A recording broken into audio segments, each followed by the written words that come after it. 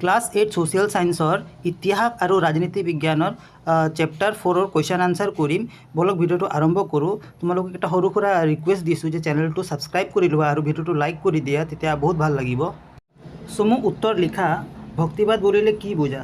ভগৱানৰ প্ৰতি থকা গভীৰ অনুৰাগ, চৰম ভক্তি, প্ৰেম আৰু নিস্বাৰ্থ সমৰ্পণে ভক্তিবাদ বোলা হয়। ভক্তিবাদ অনুসৰি কোনো ধৰণৰ বেশিক আড়ম্বৰ নোহোৱাকৈ কেৱল আন্তৰিক ভক্তিৰ জৰিয়তে ভাৱনাক লাভ কৰিব পাৰি। তুমি ইয়াৰ আধালৈকে লিখিব পাৰা, একো প্ৰব্লেম নাই। নেক্সট কুৱেশ্যনত সুধিছে ভক্তিবাদ আন্দোলন গঢ়ি উঠাৰ দুটা কাৰণ কি?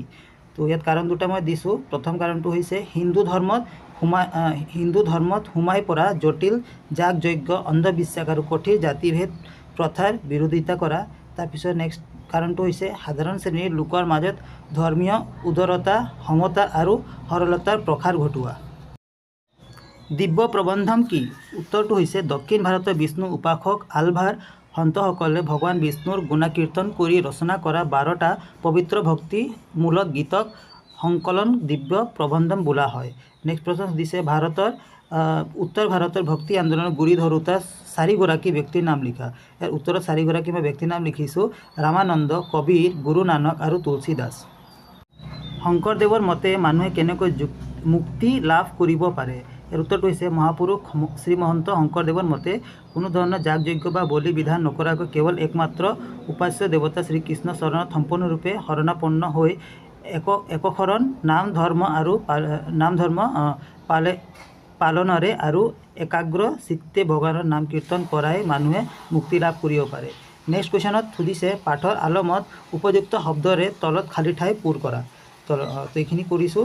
কৰ হৈছে ডাইৰেক্ট মই পঢ়িয়ে দি আছোঁ। শংকৰাচাৰ্য আছিল অদ্বৈতবাদ বিশ্বাসী। হৈছে খ্ৰীষ্টীয় ত্ৰয়োদশ শতিকাৰ পৰা ভাৰতৰ ইছলাম ধৰ্মাৱলীত তুৰ্কী আফগানিস্তান আবিৰ্ভাৱ ঘটিছিল। গত সুধিছে ৰামানন্দ মূল উপাস্য দেৱতা আছিল শ্ৰী ৰামচন্দ্ৰ। তুলসী দাসক বাল্মীকি অৱতাৰ বুলি গণ্য কৰিছিল।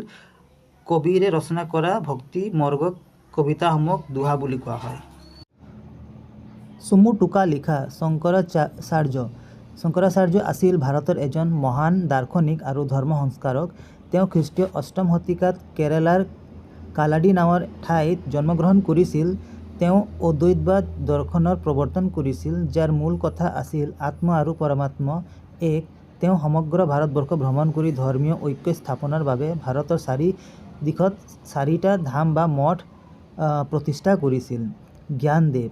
জ্ঞানদেৱ আছিল 13 শতিকাৰ মহাৰাষ্ট্ৰৰ এগৰাকী অন্যতম প্ৰধান ভক্তিমাৰ্গীয় সন্ত আৰু কবি। তেওঁ সমাজৰ জাতিভেদ প্ৰথা বিৰোধিতা কৰি ভক্তি আন্দোলনৰ প্ৰসাৰ ঘটাইছিল। জ্ঞানদেৱে মাত্ৰ 15 বছৰ বয়সতে ভগৱদ গীতাৰ ওপৰত আধাৰিত কৰি সৰল মাৰাঠী ভাষাত জ্ঞানেশ্বৰী নামৰ বিখ্যাত গ্ৰন্থখন ৰচনা কৰিছিল, যাৰ ফলত সাধাৰণ লোকেও ধৰ্মৰ মূল তত্ত্ব বুজি পাবলৈ সক্ষম হৈছিল। ৰামানন্দ আছিল উত্তৰ ভাৰতৰ ভক্তি আন্দোলনৰ সূচনা কৰা প্ৰথমগৰাকী মহান সন্ত। তেওঁ আছিল প্ৰয়াগৰ বাসিন্দা। তেওঁ শ্ৰীৰামচন্দ্ৰক মূল উপাস্য দেৱতা হিচাপে উপাসনা কৰিছিল। ৰামানন্দই জাতি ধৰ্ম বৰ্ণ নিৰ্বিশেষে সকলো ধৰ্মৰ দুৱাৰ মুকলি কৰি দিছিল আৰু তেওঁৰ শিষ্যসকলৰ ভিতৰত কবি মুছলমান আৰু জোলা ৰবিদাস আদি অন্যতম আছিল। তেওঁ সংস্কৃতৰ পৰিৱৰ্তে স্থানীয় হিন্দী ভাষাত ধৰ্ম প্ৰচাৰ কৰিছিল। নেক্সট পইণ্টটো হৈছে নানক। গুৰু নানক আছিল শিখ ধৰ্মৰ প্ৰৱৰ্তক তথা এজন মহান সমাজ সংস্কাৰক। 1469 খ্ৰীষ্টাব্দত পঞ্জাৱৰ তালবান্দি নামৰ গাঁৱত তেওঁৰ জন্ম হৈছিল। তেওঁ একেশ্বৰবাদত বিশ্বাস কৰিছিল আৰু মূৰ্তি পূজা, জাতিভেদ প্ৰথা আদি তীব্ৰ বিৰোধিতা কৰিছিল। তেওঁ হিন্দু মুছলমান উভয়ৰ মাজত সম্প্ৰীতি গঢ়ি তুলিবলৈ চেষ্টা কৰিছিল। তেওঁৰ পবিত্ৰ বাণী আৰু গীতসমূহ শিখসকলৰ ধৰ্মগ্ৰন্থ গুৰু গ্ৰন্থ চাহিবত সংকলিত হৈ আছে। মীৰাবাই আছিল মধ্যযুগৰ ভক্তি আন্দোলনৰ এগৰাকী অন্যতম জনপ্ৰিয় কৃষ্ণভক্ত কবি। তেওঁ ৰাজস্থানৰ মেৱাৰৰ ৰাজকুমাৰী তথা ৰাণা সাংকাৰ বোৱাৰী আছিল। সংসাৰৰ সুখ ত্যাগ কৰি তেওঁ ভগৱান শ্ৰীকৃষ্ণৰ আৰাধনাত নিজেই উৎসৰ্গা কৰিছিল। তেওঁ ব্ৰজাৱলী আৰু ৰাজস্থানী মিশ্ৰিত ভাষাত বহুতো ভক্তিমূলক গীত ৰচনা কৰিছিল, যাক মীৰা ভজন বুলি জনা যায়। তেওঁ ভজনসমূহে সমাজ প্ৰেম আৰু ভক্তিক এক নতুন জোৱাৰ আনিছিল। আলিভাৰসকল কোন? তেওঁলোকৰ মূল ধৰ্মত কি আছিল? উত্তৰ হ'ব দক্ষিণ ভাৰতৰ তামিলনাডুত ভগৱান বিষ্ণুক উপাসনা কৰা ভক্তিবাদী সন্তসকলক আলভাৰ বোলা হয়। তেওঁলোকৰ মূল ধৰ্মমত আছিল আলভাৰসকলৰ মূল ধৰ্মমত আছিল বিষ্ণু বা নাৰায়ণৰ প্ৰতি চৰম ভক্তি আৰু প্ৰেম সমৰ্পণ কৰা। আৰু তেওঁলোকৰ মতে জাতি বৰ্ণ নিৰ্বিশেষে সকলো মানুহে কেৱল একাগ্ৰ ভক্তিৰ দ্বাৰা মোক্ষ বা মুক্তি লাভ কৰিব পাৰে। তেওঁলোকে ধৰ্মৰ ক্ষেত্ৰত ব্ৰাহ্মণ্য প্ৰাধান্য আৰু কঠোৰ জাতিভেদ প্ৰথাক অস্বীকাৰ কৰিছিল। চুফীবাদৰ মূল মন্ত্ৰ কি আছিল? ভাৰতত চুফীবাদ প্ৰসাৰৰ ভূমিকা লোৱা দুগৰাকী ব্যক্তিৰ নাম উল্লেখ কৰা। চুফীবাদৰ মূল মন্ত্ৰ আছিল ঈশ্বৰ এক আৰু অদ্বিতীয়, ঈশ্বৰৰ প্ৰতি গভীৰ প্ৰেম, মানৱ প্ৰেম আৰু সকলো ধৰ্মৰে লোকৰ মাজত ভাতৃত্ববোধ আৰু সম্প্ৰীতি বৰ্তাই ৰখা। চুফীসকলে আধ্যাত্মিক সংগীত আৰু সাধনাৰ জৰিয়তে আল্লাহৰ সান্নিধ্য লাভ কৰিবলৈ বিচাৰিছিল।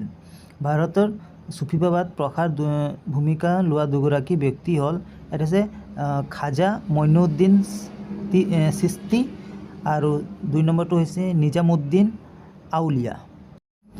কবিৰ কিয় হিন্দু আৰু ইছলাম ধৰ্মী সকলো লোকৰ মাজত জনপ্ৰিয় আছিল? ইয়াৰ উত্তৰটো হ'ব কবিৰ হিন্দু আৰু ইছলাম ধৰ্মী সকলো লোকৰ মাজত জনপ্ৰিয় হোৱাৰ কাৰণসমূহ তলত উল্লেখ কৰা হ'ল। কবিৰে হিন্দু আৰু ইছলাম ধৰ্মৰ মাজত থকা বৈশ্বিক বিভেদ আৰু অন্ধবিশ্বাসসমূহ দূৰ কৰিবলৈ একতা স্থাপনৰ চেষ্টা কৰিছিল। তেওঁ কৈছিল যে ঈশ্বৰ, আল্লাহ, ৰাম বা হৰি সকলো একটাই সত্তা, কেৱল নামহে বেলেগ বেলেগ।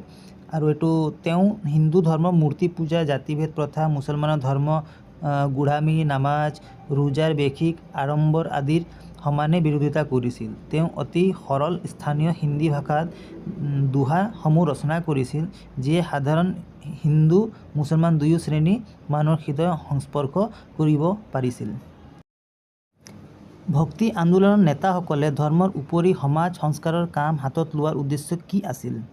উত্তৰটো হৈছে ভক্তি আন্দোলনৰ নেতাসকলে ধৰ্মৰ উপৰি সমাজ সংস্কাৰৰ কাম হাতত লোৱাৰ মূল উদ্দেশ্যসমূহ আছিল, তলত মই লিখি দিছোঁ উদ্দেশ্যকেইটা। জাতিভেদ প্ৰথা দূৰীকৰণ, তৎকালীন সমাজত চলি থকা উচ্চ নীচ ভেদভাৱ আৰু অস্পৃশ্যতা দূৰ কৰি এক সমতা ভিত্তিক সমাজ গঢ়ি তোলা। নেক্সট পইণ্ট হৈছে সাধাৰণ জনতাক অধিকাৰ প্ৰদান, ধৰ্মীয় আৰু সামাজিক কাম কাজত কেৱল উচ্চ শ্ৰেণীৰ প্ৰাধান্য নাইকিয়া কৰি পিছপৰা তথা সাধাৰণ শ্ৰেণীৰ লোককো ধৰ্মীয় অধিকাৰ প্ৰদান কৰা।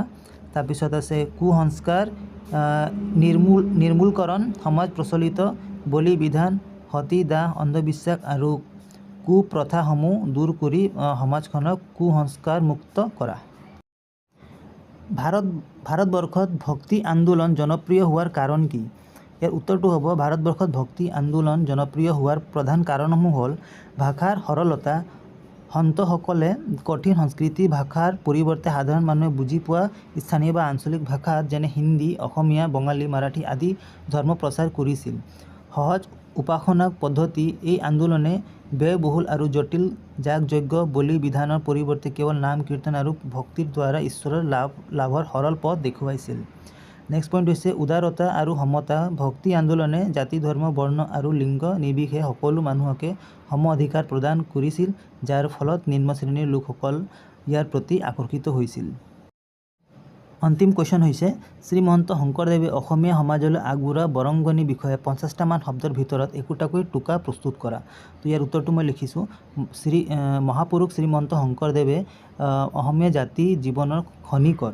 তেওঁ অসমত একশৰণ নাম ধৰ্ম প্ৰচাৰ কৰি ধৰ্মীয় উদাৰতা আৰু সমাজত সমতা স্থাপন কৰিছিল। তেওঁ বৰগীত, অংকীয়া নাট, দশম, কীৰ্তন, ঘোষা আদি ৰচনা কৰি অসমীয়া ভাষা সাহিত্য চহকী কৰিছিল।